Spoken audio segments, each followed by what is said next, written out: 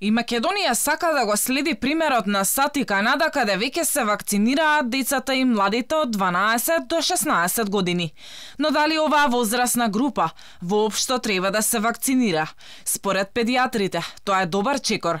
Зашто поскоро да се ослободиме од опасниот вирус? Да не дојде до создавање на одредени мутации. Тие се тие од кои понатаму ќе стравуваме, нели, да повторно не предизвикаат она кој што ни го предизвика во изминатиот период и на кој навистина бевме сведоци на многу непријатни ситуации кои не верувам дека ќе сакаме да ни се повторат во иднина, така да сигурноста и дефинитивно она што ќе го искорени е вакцинирањето. Покрај тоа што децата се последни во случајот, нели, за вакцинирање, сепак да не бидат иземени, рековме, бидејќи тие како носители на одредена варијација можат да направат буквално повторно нова мутација која не верувам дека ќе не чини пак лесно.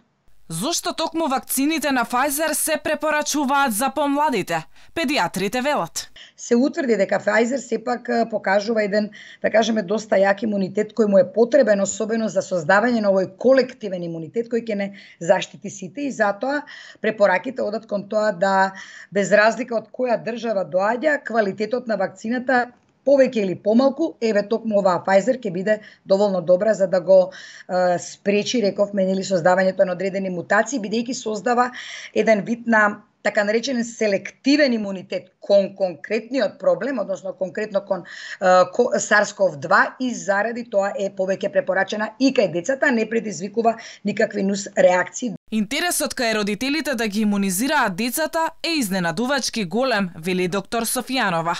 Таа смета дека вакцините кај помладите се особено важни и не смеат да бидат исклучени од процесот на имунизација.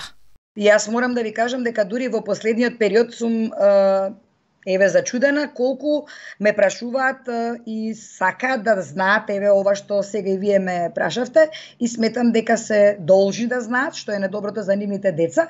Сигурно дека ќе се раководиме според искуствата и според нашите колеги кои веќе имаат одредено знаење во врска со тоа и одредени студии кои укажуваат дека сепак на крајот на денот не смееме да ги миноризираме и таа адолесцентна категорија. Македонија во моментот има недостиг на вакцини. Дали и на кој начин ќе се обезбедат доволен број на дози од производителот Pfizer наменети за помладите?